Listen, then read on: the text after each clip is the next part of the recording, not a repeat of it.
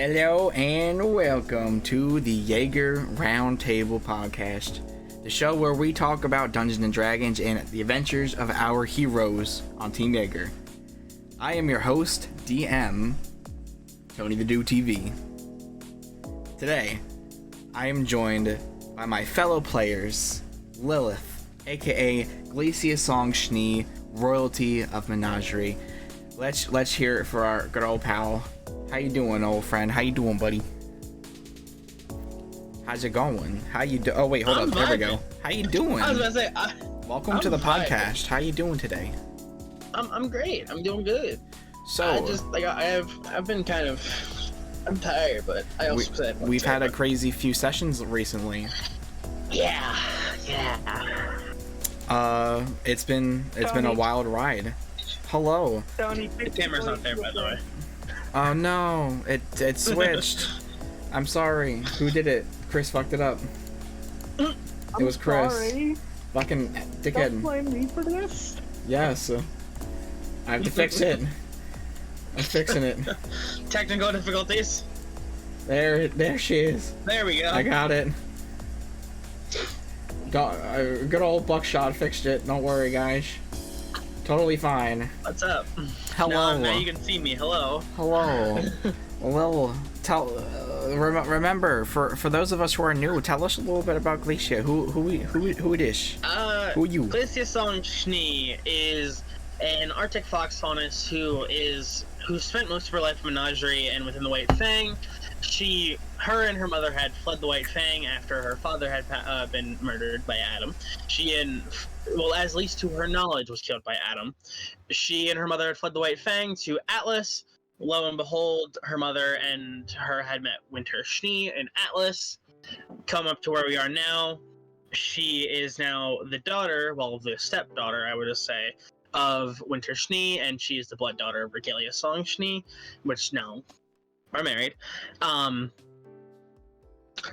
She's kind of having a time. Hell just yeah. A little bit. But she's also you're gonna notice that she's gonna be that person who's really good at masking her emotions. Yes. She's turning into that person who's really good at masking her emotions, but people don't really realize it. That's really interesting. Let me ask you something, okay? What's up? So, where do we begin? Let's see. Well, I don't know. Were there any surprises or unexpected twists that caught you off guard? Do you really? Wow, you're just jumping right into the fucking crop, huh? A theoretical question. A theoretical question. In just the last couple sessions? Oh, you know. Because, I mean, it was definitely a shock when Aelia kind of turned out to not be Aelia and turned out to be Emerald. Yeah, that was a thing. Torchwick being How did she take all that after everything kind of... Oh boy, that was not... That wasn't fun, right? If you watched yesterday's session and you kind of paid close attention to her training with Weiss, she's still ashamed of herself because she couldn't see the difference between an illusion of her girlfriend and her actual girlfriend. So she's ashamed of herself in a sense. I hate when that happens. Yeah, fuck you, Tony. But no, in actuality, she's kind of ashamed of herself because she's like, I can't believe that I fell for something so trivial, and now here I am, kind of having to reevaluate what's going on. Yeah, man. Well, thank you. Let me introduce my second player of the night, Chris, aka Avelia Quinn, engineer and loyalist of the White Fang. Chris, hello.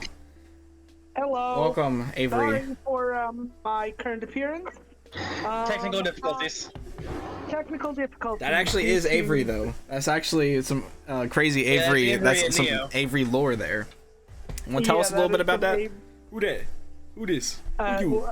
How you get here? That was done by Tony. That was done by Tony. I did make that. You did make that. I really did. Oh shit, you're right. I didn't know that. I know now. I didn't know that before. But yeah, that is sort of the That is the picture that Avery carries in his wallet. Aww. Or in his billfold with him. Stop, that's so wholesome. Memories of happier times.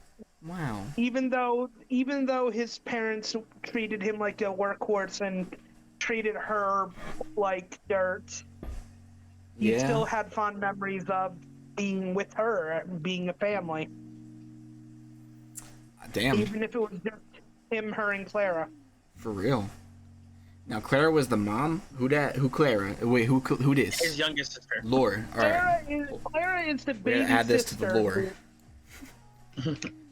See, I like this is the perfect part of the podcast is that we get to express the lore of our stories, of our characters. You get to learn more about characters that are related to our other characters. Like this is like the wiki, essentially.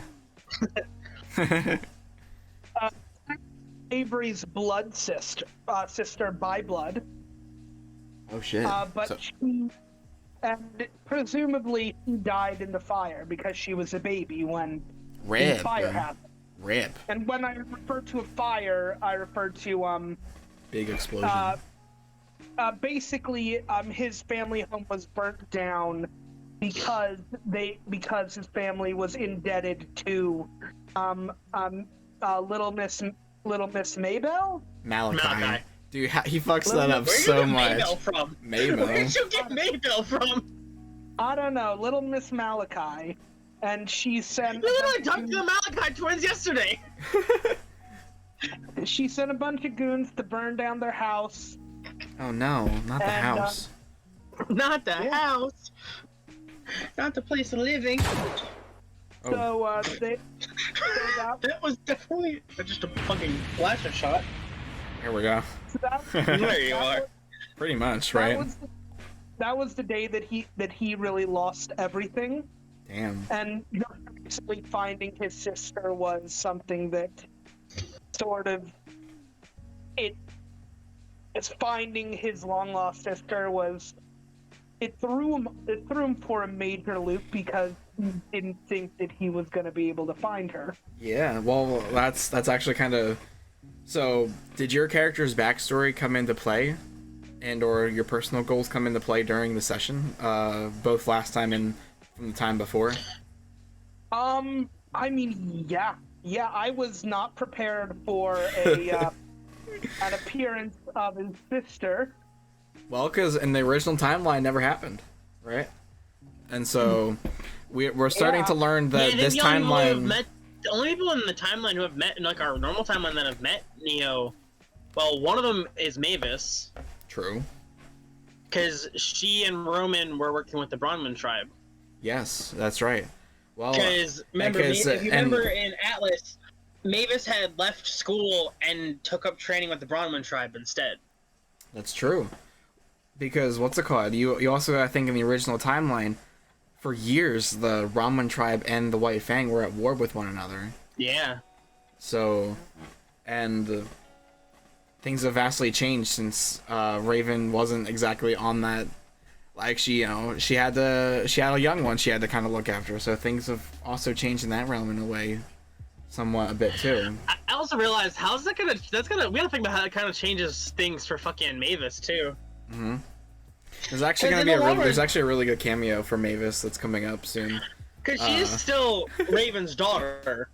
Like she is still Raven's kid. Yeah, like actually Raven's kid. Like actually Raven's kid. The only difference between her and what? Fuck, you're right. Oh my god, I forgot. Did you forget Mavis was Raven's kid? I was thinking about Glinda. Well, she's both of their kids. Oh shit! All right, bottoms up. She is their child. It's just the one who took up taking care of her was Glinda, because Glinda had more of a stable position to take care of her. Shit. Wow, you're right. You were totally right about that. But up until when she got to Atlas, that's when she first met Raven. She first met Raven on her 18th birthday. Yeah, on the rooftop of fucking Atlas Academy. Shit. Because it was her birthday. She was talking to Glinda on the roof, and I don't remember if it was Raven flew in or she portaled in. I don't remember which one we did it as. But she met her on the roof of Atlas Academy. She portaled to Glinda. I think she portaled to Glinda. I think that's what it was. Well, there's gonna be some interesting stuff coming up, regarding kind of a lot of our characters' backstories, and it's gonna be kind of fucking amazing. We get to see more of our other characters' backstories too, unintentionally, really. Yeah. Shit. Damn. I really forgot about that. I can't believe that. I can't believe it. That What was do the you big know? part of why. Tony, do you not remember the whole fucking like speech she gave after they got back to Atlas, where she basically disinvolved herself with Team Champion and left left the academy? That's true. Yeah. Because she basically said because Team Champion all chose to go help Mantle, and while she wanted to continue her schooling, she also knew that if she stayed in school, it would lead to other shit. So she basically said, I want to leave Team Champion and go find another team. And she met a whole new team. Yeah. She met fucking Neo, Yang. Literally she figured out what happened to Blake. You know, because she was the first person to discover that they were alive after the Citadel.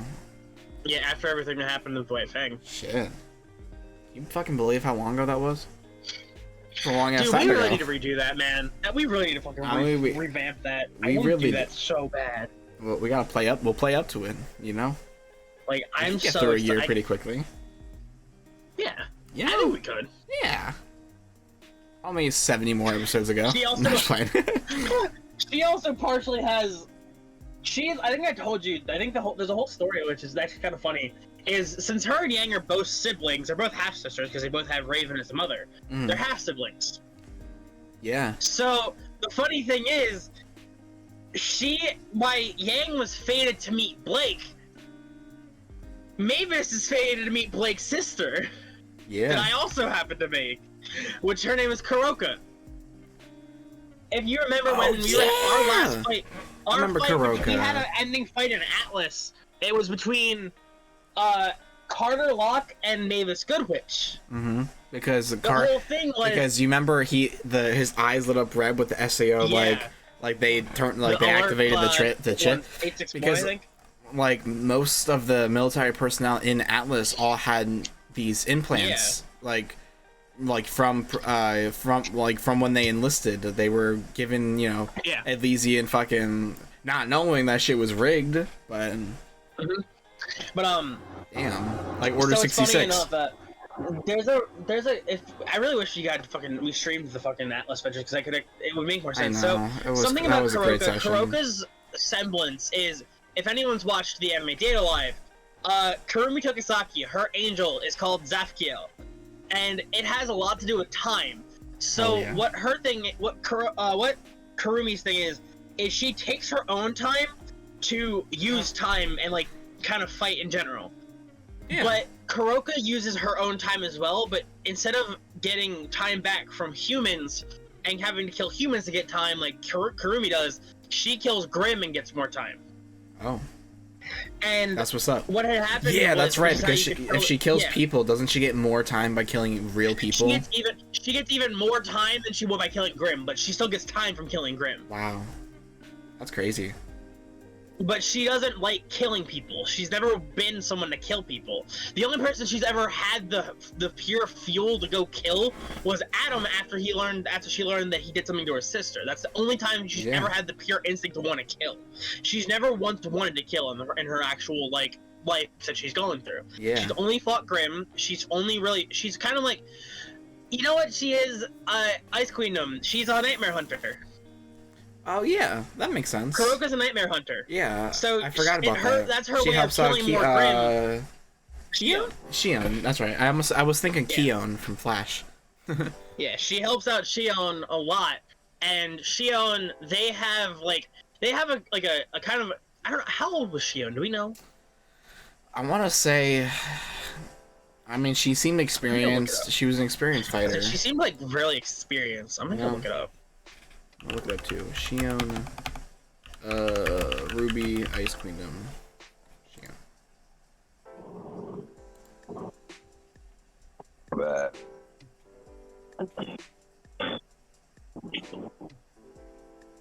Doesn't state an age. But they are the supposedly the first non-binary character. Yep, that is true. There's no information on her age though. Oh, rip. Yeah, there's no information on Well, that. Because I fun always fact, thought they were like. Shion is the Japanese word least... for the hue of purple itself. That's cool. It's also a Japanese word for Aster. I always see them as like an older, like, which is a violet, not like violet an blue older or sister, blue like flowers. older sibling, Wow. like an older parent in a sense. Like she's the one who taught Kuroka how to use her semblance to her advantage when fighting nightmares. They're like one that Kuroko's in training to learn how to use her semblance against nightmares, because the whole thing is that she can stop nightmares in their track, and Shion can like catch them and pull them into the into like her like little their fucking thingy. Yeah. I don't know what it was called, but we got off topic of why her and Mavis were fated to meet.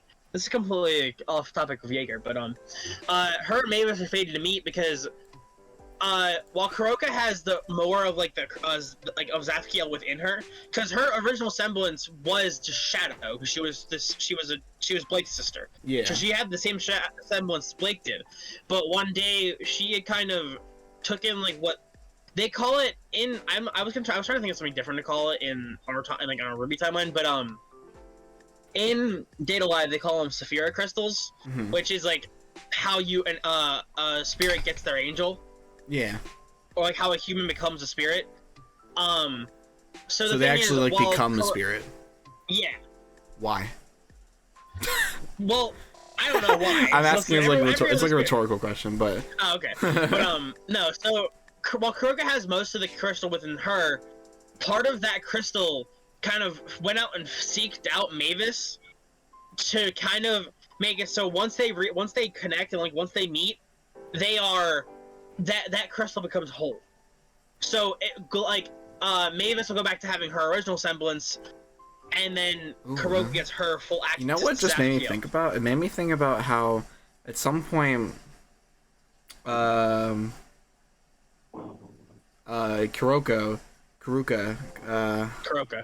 yeah, I was right the first time. How eventually she's gonna have to go back to the future. Yep. There's a few different options now that I think about it. That would be kind of. Kuroka might be able to help out with that some little bits too.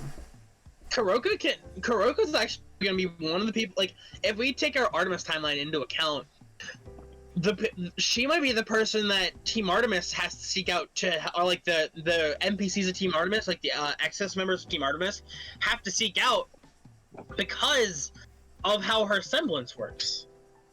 So jading Alicia. Zafkiel works. Yeah, pretty much. But the way it is, like, well, no, because it's because I think in our Artemis timeline, our team they're in Underworld currently.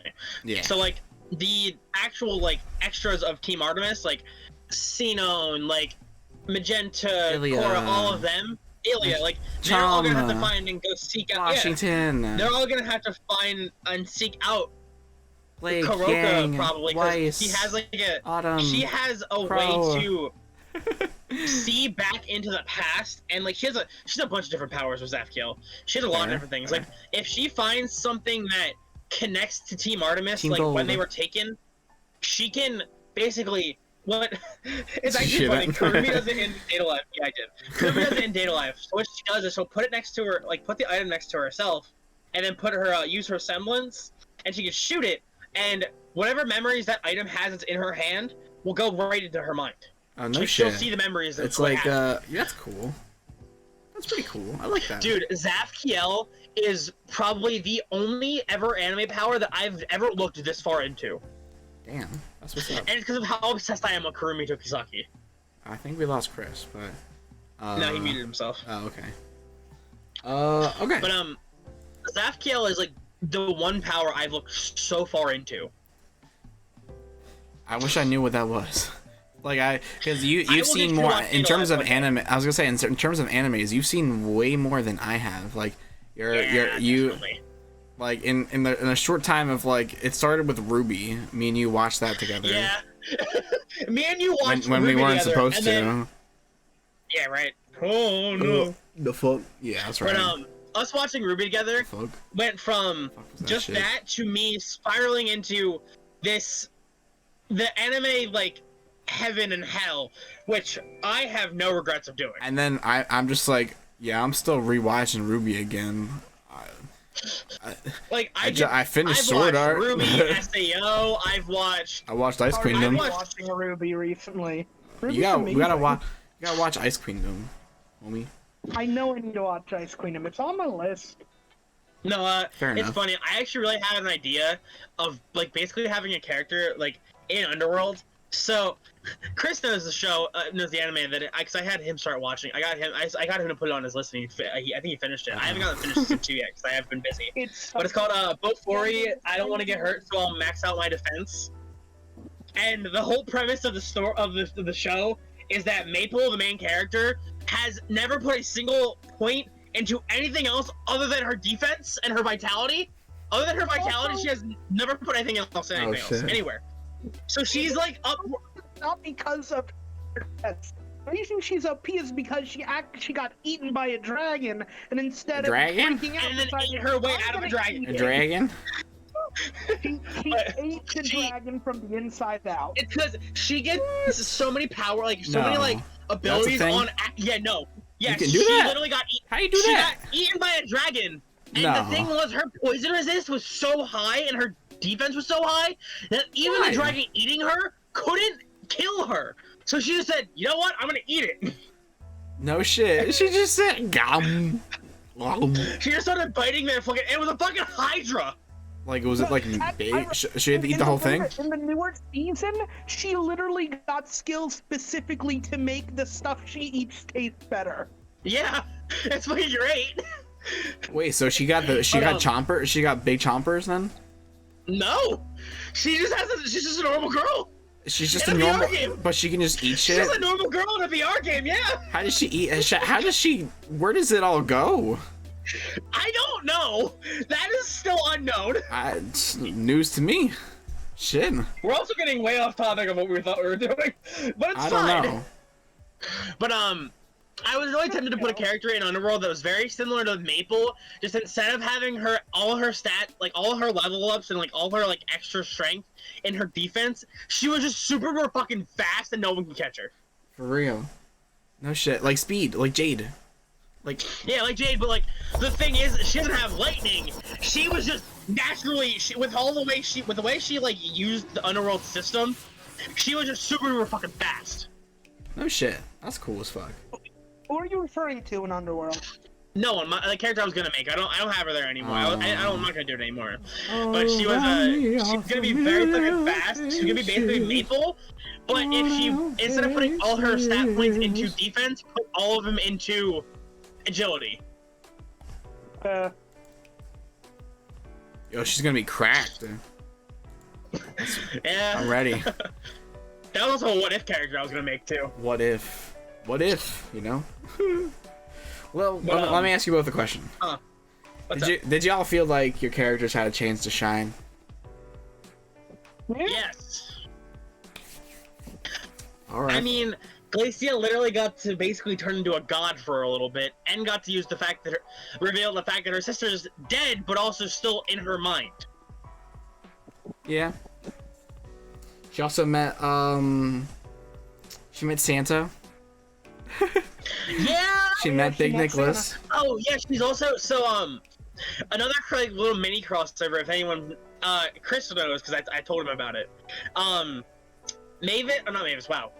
person. Glacia is gonna be getting a little bit of her scythe and her new abilities that you kind of saw her training if you watched the session yesterday. The ability she was training with Weiss was actually very reminiscent of Zila from Honkai Star Rail. Her whole thing is a scythe and butterfly teleports. The gotcha came in and got my campaign.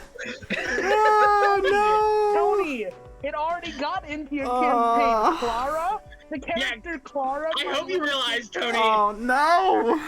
characters are getting pulled in. One of my mains in Star Rail. No, I got shit. I got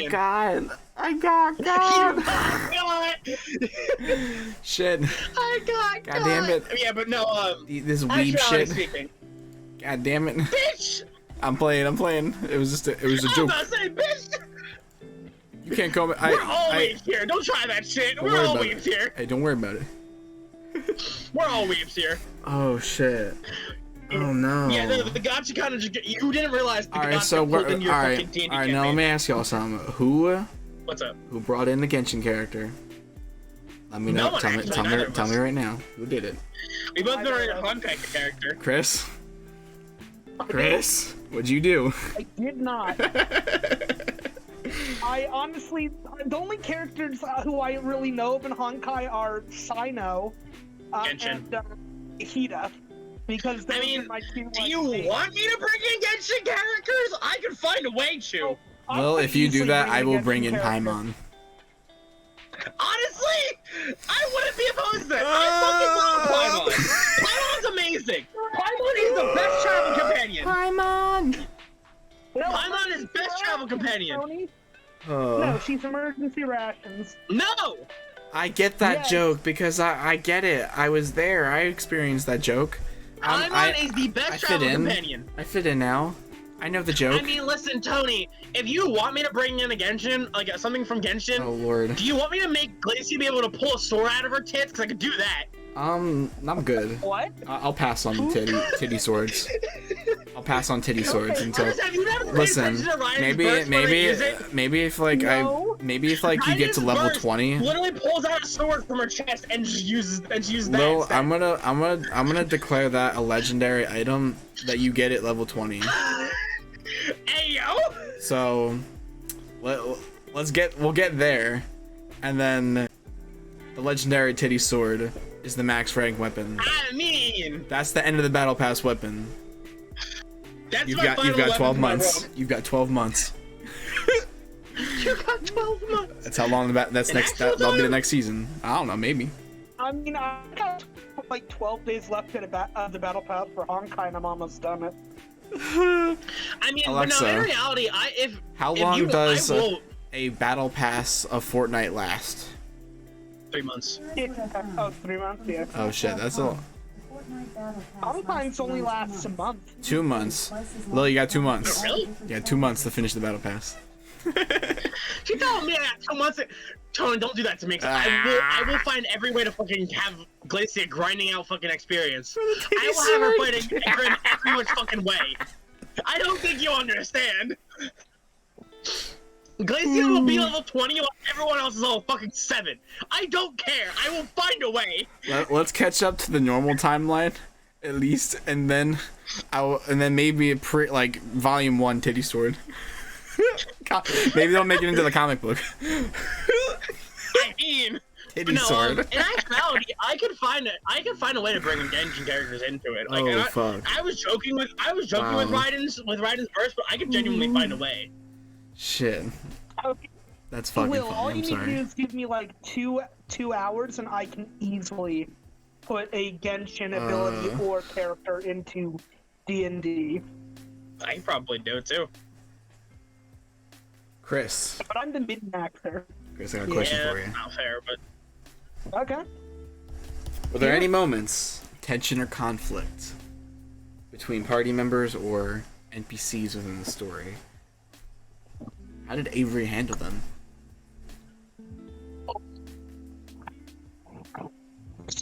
The reaction, being put face to face with his own sort of the reality of him as a person and his actions, I guess. All right.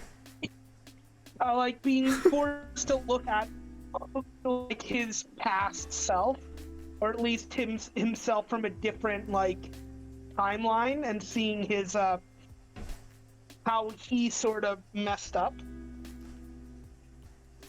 All right, so let me ask you another question. Let me rephrase it a little bit.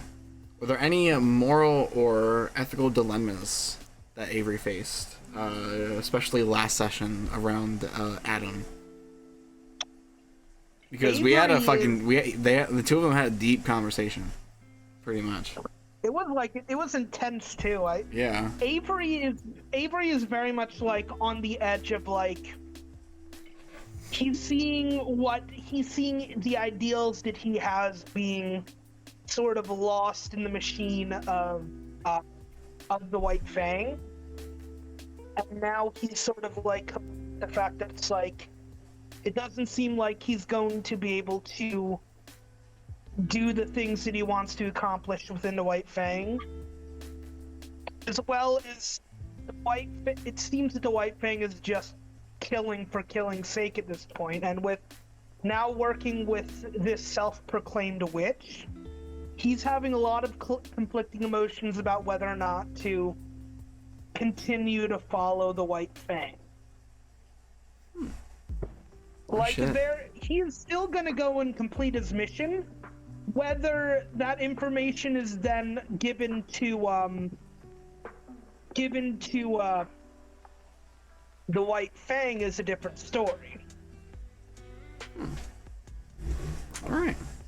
I think that makes a lot of sense, because a lot of what Adam was speaking was like, well, okay, how did he feel about, like, because when Adam was talking, he was like, you can almost tell that he was like extremely, like, he believed, like, you knew deep in his mind what he believed was true, like that he was like, you can only imagine what shit he actually saw and like what information he learned. Like, he seemed almost like, you can almost tell he was like sort of traumatized a little bit by a lot of, he learned a lot of things.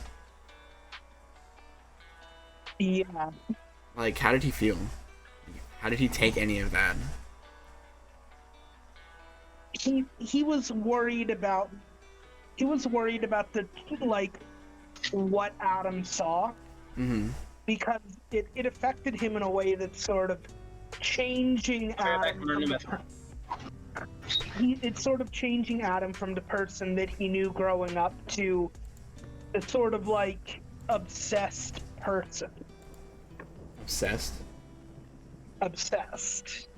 I can see that. I can see that with Adam, because he's even gone so far to come up with like two completely like outlandish like ideas, like the fact he's really thinking that there's another world for the Faunus, like a place where they could get away from the humans altogether.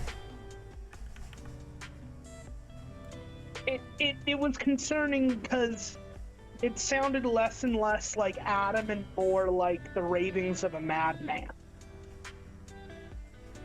Shit. How does Avery feel about that? He's worried. I mean, for him, that's his like brother type of shit. Maybe the White Fang isn't good for him, or for he feels that it's not good for him or Adam to be the White Fang anymore, just by how Adam is become changing and shifting. Yeah. So Avery's like, he's concerned.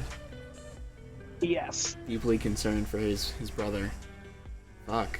Did any of your characters' fears or weaknesses come into play, especially with everything that happened? Fears or weaknesses? Yeah, like any, like, was he like in any way like fearful of like possibly the future or anything that Adam had mentioned? I love that you put the be right back thing over my camera. I mean, the idea that like there is this like entity, this creature that is undying and unkillable in itself is kind of terrifying in his eyes. This like unstoppable being that he has to contend with, as well as dealing with the fact that he's afraid that he might not be able to save his sister. Fair enough. Or at least save her in a meaningful way that might keep her away from the path of villainy. Yeah, because we also learned a buttload about Roman Torchwick as well. Yeah. How does he feel now that he had learned most of Roman's backstory? At least, like, from what the Whisperer was able to show him. His trust towards Roman is... It's sort of like he respects how that Roman protected the person he cared about because he couldn't. Mm-hmm. But he also is afraid of what Roman will do to her in the long run, and what Roman will get her into. Yeah, I can see that. So he's just like, he's more of like, he has like that concerned brother, but like, you know, he at the same time respects, you know, having at least someone was there to protect her when he couldn't be. Yeah. Yeah, I like that. Lil, a question for you. What's up? Were there any moments of lightheartedness or humor that made the session enjoyable for you? What, yesterday? Yeah. Any moments that were just... Definitely the inclusion of, like, the little sillies and, like, and as much as I sound like I hated it, I was Weiss, joking. You can do it. Come on, Glacia. Really, listen, I did love Ice Queen. I love the sillies in Ice Queendom. They're fucking hilarious. And I will say that is probably my favorite part. Can I tell you a little bit about that? I'm kind of curious. Yeah, how did you connect Ice Queendom to all this? I'm kind of curious. So, obviously, when in Ice Queendom, Ruby, her whole goal throughout the entire thing was she wanted to let the sillies free because, you know, she felt kind of bad for the sillies because Weiss locked them away, you know. Yeah. But she understood why Weiss did that, but she didn't care because she thought the right thing to do was to make them free, and so she kind of did, and it taught Weiss a thing or two when she came out of Ice Queendom and started to kind of gain, because over time she did start remembering everything that happened when she was negative Weiss, and she remembers what she did to she remembers the sillies, and she also remembered that she remembered how Ruby always said it was, like, better to kind of let them free, and so every once in a while she now is able to sort of summon them. As she started really fun. I did like she that. actually started to learn how to summon much early on in her training here, as when she experienced everything in Ice Queendom, her first summon was the sillies. And cool. Yeah. So I thought that was a really cool touch, and not only that, like when Weiss left, they were just like still there for a little while longer as they said goodbye and they were waving to you and stuff. I was gonna say I did like that. That was a nice little touch. It was adorable. I love the sillies. They're my favorite. Honestly, other than last session, there really haven't been much yeah, like wholesome moments. Because there's still a bit more story left I had to go through with you, but we didn't. We kind of cut it off right at the end of Avery's story arc, or like part of the pretty much wrapping up what he was investigating in Mistral. That's actually a really good question, Chris. I have to disappear. Yeah, what? Oh, I'm sorry. You gotta disappear? Yeah, I gotta disappear. Okay. I can answer one last question. Okay. As you know, you're in your session, you actually experienced a new location of Mistral, a place we haven't been to before. Did any of the new locations, cities, or environments capture your attention, or capture your imagination of what Mistral would look like? Getting to see like Miss Mallet, Little Miss Mallet, like warehouse and the library. The library tavern. Avery smashing his head into a crate will always forever be locked in my head. Oh God! Wait, do I gotta... we never experienced dealing with the Malachite twins before. And only when you you only did it the one time as Avery way in the future when you were trying to get time dust off of her. All right. Man, and in exchange you were supposed to, I forget, it was like taking down Merlot or something, or I think it was right before we took down Merlot is when it happened. What, the first, second time we fought Merlot? When we went to the cave after Menagerie. That was the first time. I never talked to the Malachi twins. I talked to Little Miss Malachi. Like the Malachi, yeah, the Malachi. I'm talking about the Malachi twins. Those two were Milsha and Melanie. Melanie, who is this girl? I don't know Milsha, but like we should totally teach her a lesson. I think it was like teach her a lesson or something. I don't know. I just like it sounds funnier when you say it that way. I did want to. I don't know, Melanie. They were awful. And then you gave them a charger. They didn't know how it worked, and she was like, "But like, what if it?" She says like, "But like, what if it like runs out of battery? Like, this is stupid." You charge it. And she threw it. That Avery was just done after that. How does I want to? I do want to ask you. How does Avery feel having like the last couple of sessions he has been like getting all these interesting backstory arcs through like people who have the ability to like make you see them like through like psychic activity. How does that make you feel? How did all this psychic activity affect Avery? Avery's concerned that like there might be some cancer risk.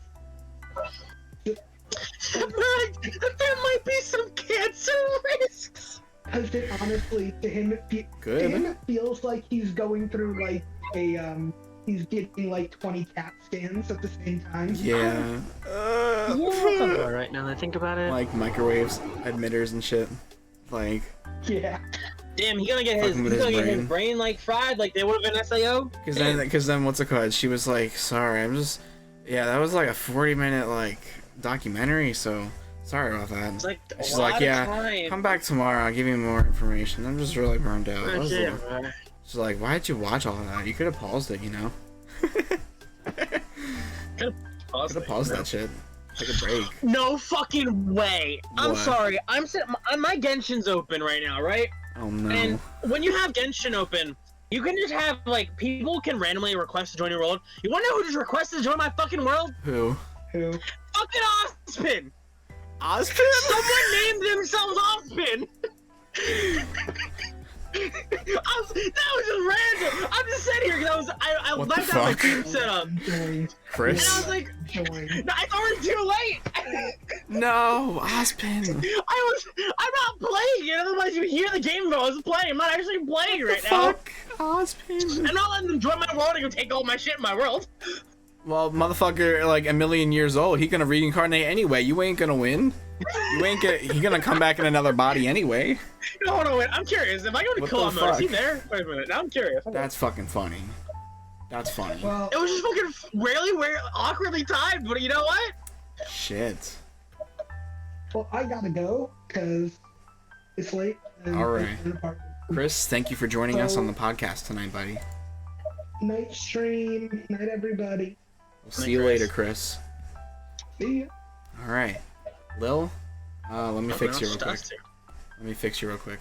Maybe I can, like, drag it and then put us both on one screen and it fixes easy. No, I didn't do it. Come on.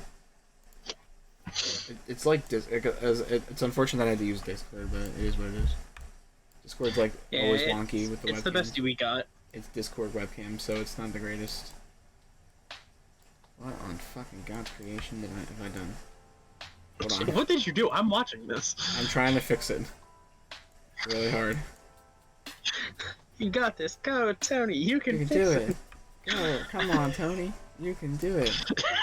I'm sorry. I just only hear the sillies in my head now. Because it's weird because I had the absolute pleasure of experiencing Ice Queendom subbed before. Oh my god. Before it being dubbed. Was the fucking best.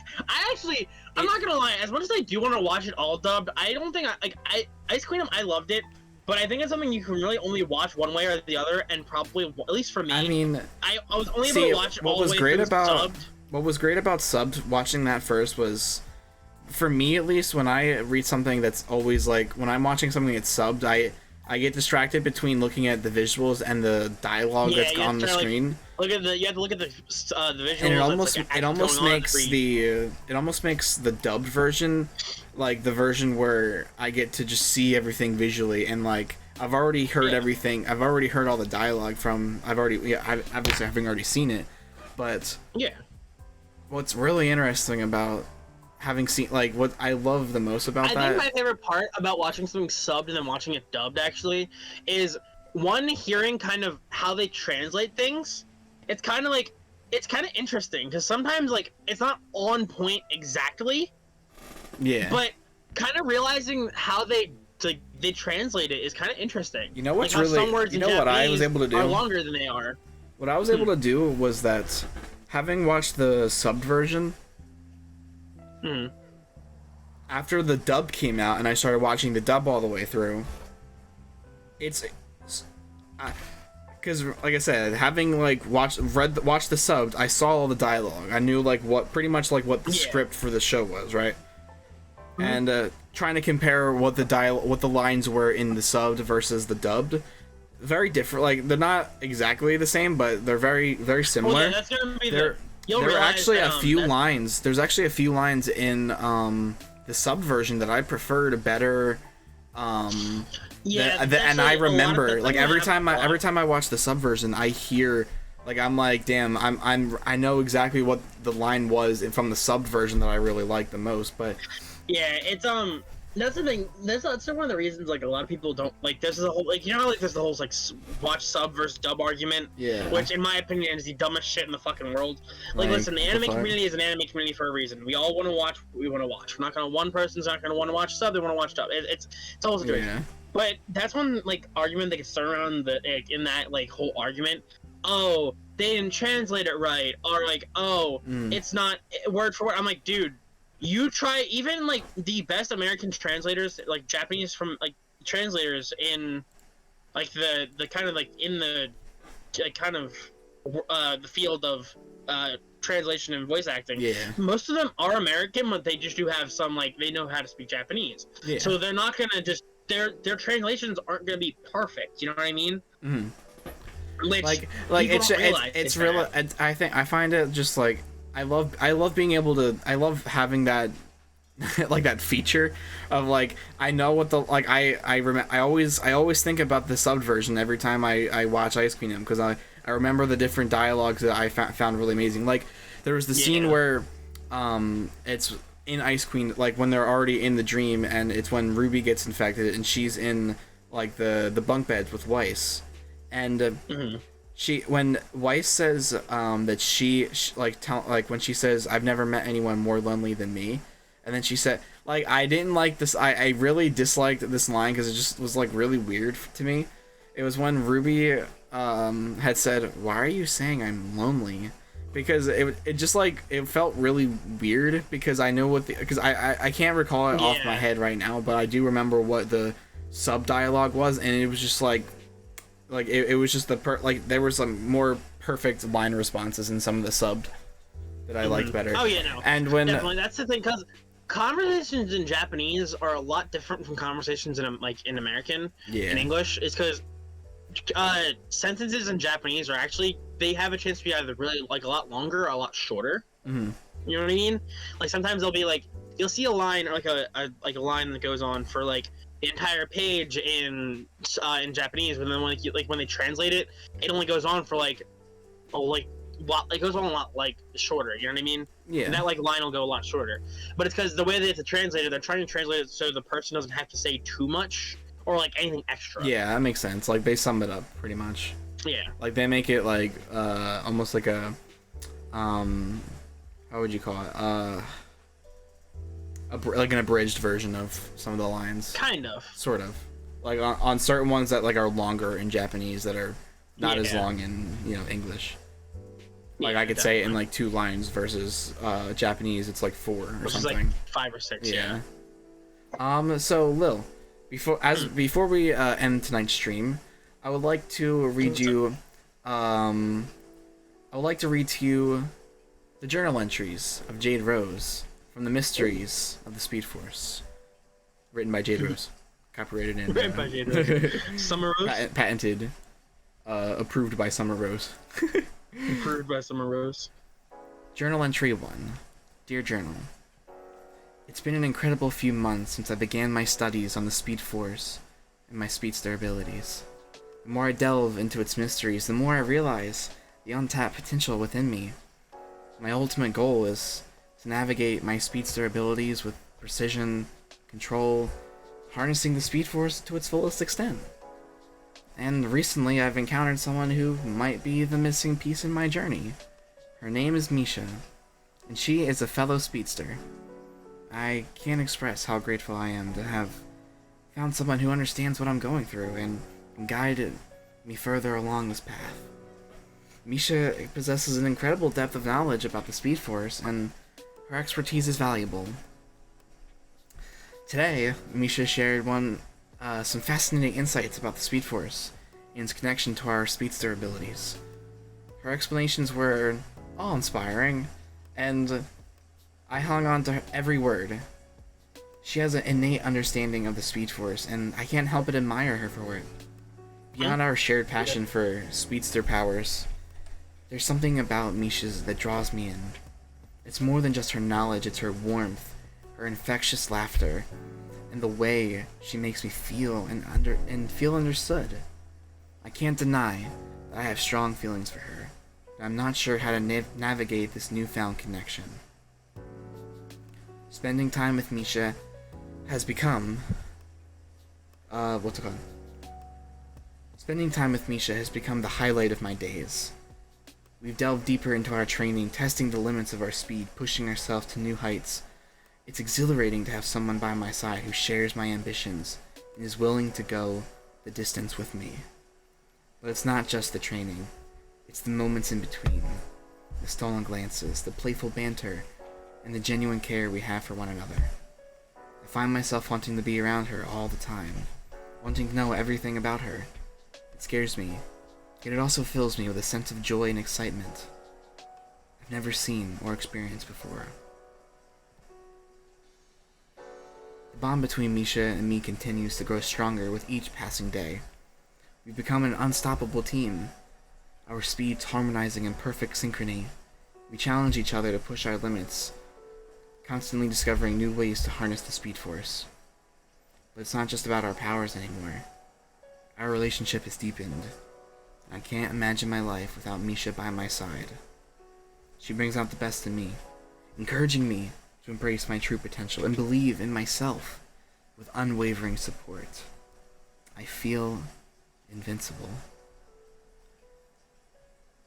Journal entry 7. Today, Misha and I faced a formidable enemy who threatened to destabilize the balance of the Speedforce. Together we fought valiantly, and our powers intertwining, a dazzling display of speed and strength. It was in that moment, as we fought side by side, that I realized that the power of love in amplifying our abilities. Our connection goes beyond the physical realm. It resonates within the Speedforce itself.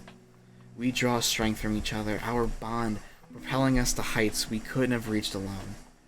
With Misha, I feel an unbreakable force transcending the barriers of time and space. As we delve deeper into our exploration of the Speedforce, we uncovered ancient texts and prophecies that speak of greater destinies awaiting us. Speedforce has chosen us for a reason. Together, we must unlock its secrets and protect the delicate balance it holds. Misha and I have become guardians of the Speedforce and its entrusted protectors. Our goal is now to extend beyond personal growth.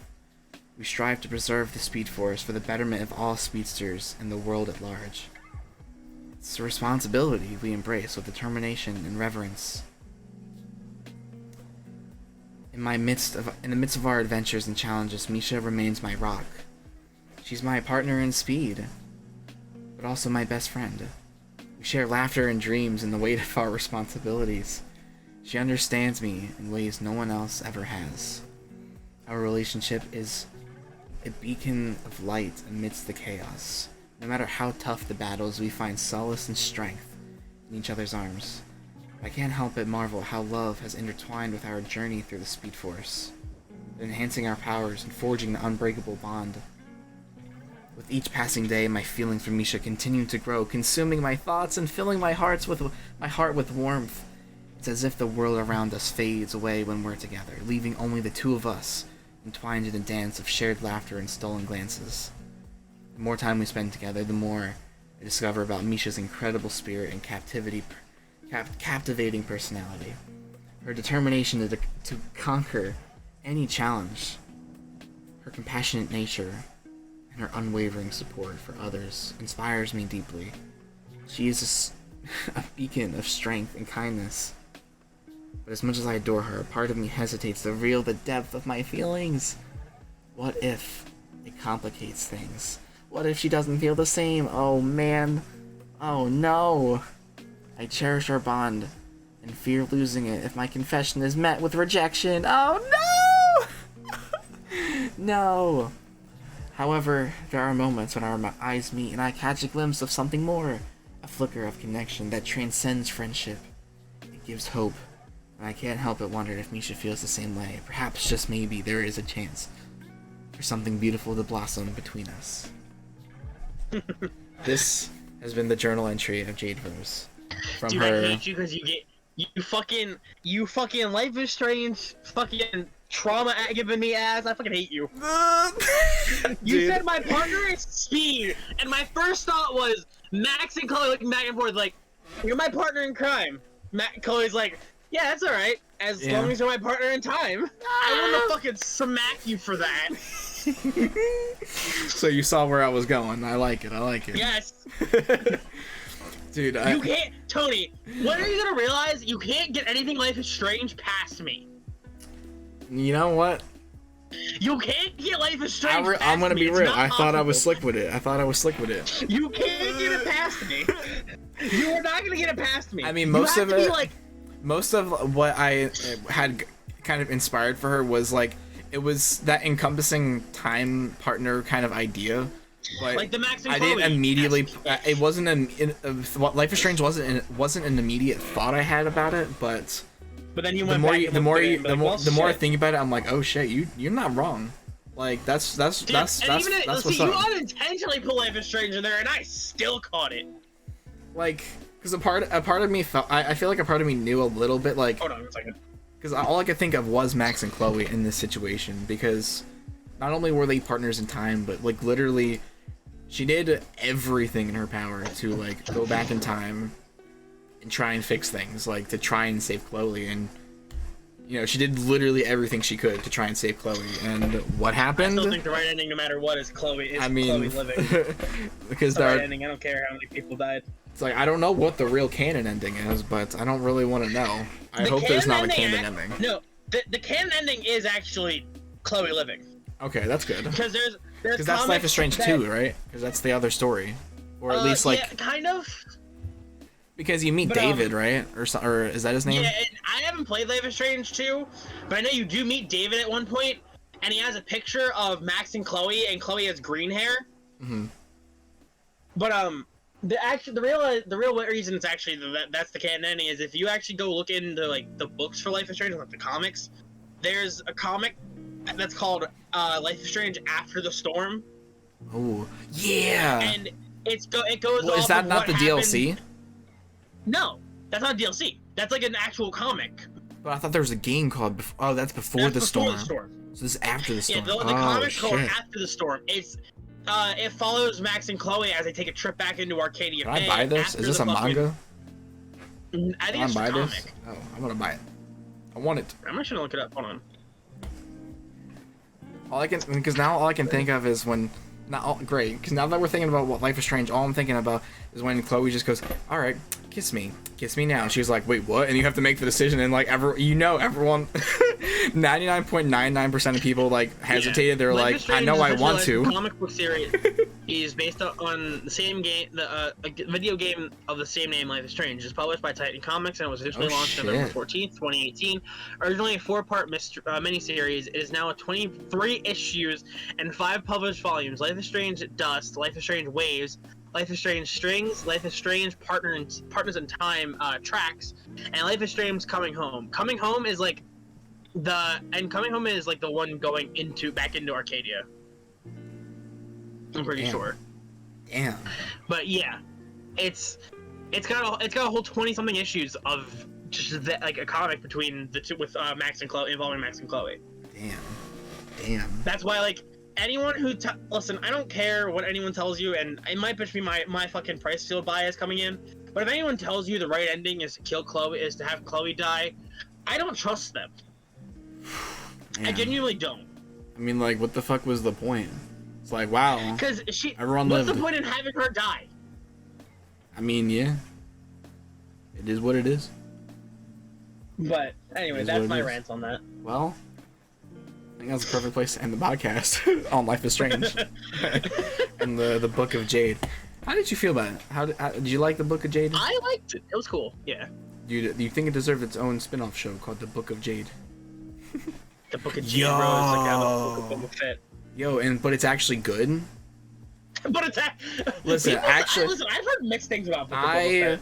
All right, so I actually think, because I've watched a few fan movie edits of it, and I've seen, it's like I've seen one complete edit of just all of the flashback sequence all together, and all of that made like a 1 hour and 30-minute, like, pretty much a movie that either could have been that could have been like season 1, or it could have been a movie. But all of that even before Boba Fett becomes, like, you know, the King Taiji-2 of Tatooine, but that could have also been a season 2, right? That whole arc, and like leave it in one, because I mean, not that going back and forth was bad, but I think, like, I just think I really liked how separate, like, those two arcs were, and I really think the whole aspect with the tribe was really nice. Like, I really liked his tribe. Really cool.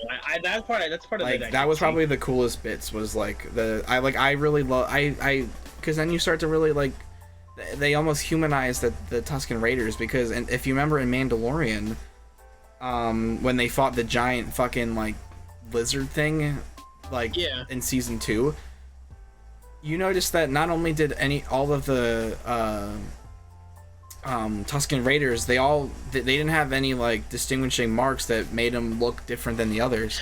They were all the same. I think it was like season 2, because that's how it teased Boba Fett coming back. Wasn't that when he got his crest? No, because it was season 2, because Boba Fett shows up at the end of season 2 with everybody. That's when Luke and Grogu and stuff. That's season 2. Because I could have swore that fight with the thing was in season 1. Since wasn't that when he got his the crest he has? No, because he came back to no, it was when he went to Freetown. Right? It's when he went to Freetown, and he met what's his name? The guy. Oh no, okay, Marshal. no, you're right. It's the first episode of season 2, I think. Yeah, the Marshal. Yeah. Because then he got Boba Fett's armor, and then Boba Fett tracks him throughout season 2. So yeah. Yeah. Okay, weird segue. Thank everybody for joining us this week on the Team JAGR podcast. Lil, thank you for joining me. Yep. We had Chris here a little while ago. Chris was here for a little bit. But this was a good time. We'll be back next week. Same bat time, same bat channel. Same exact time, same exact place. TonyTheDudeTV. You know us, you love us. We're on YouTube, TonyTheDudeTV. Real easy. Follow me on Twitter, literally, wherever you're looking for us, you're looking for TonyTheDudeTV. Look everywhere. Unless you're looking on for everything. one of us in specific. That's Tony the Dude. It's easy. You got the pink flash over here off to our left. That's what's up. Look at her right there. You see that? My mouse. Look at my mouse. And then, like, hold on. Cause I even gave you your own little be right back when you gotta go be right back. But you ain't gotta be right back. So you here now? I'm good. Fellas, ladies and gentlemen, thank you for joining us this week on the podcast. We'll catch y'all next week. See y'all later. For D&D. And it'll be a good time. Be back here on Tuesday for D&D. We'll catch y'all next Tuesday. Sayonara. That's not welcome back. Ending. It's not a welcome back. It's not a welcome back. Alright, see ya. Bye.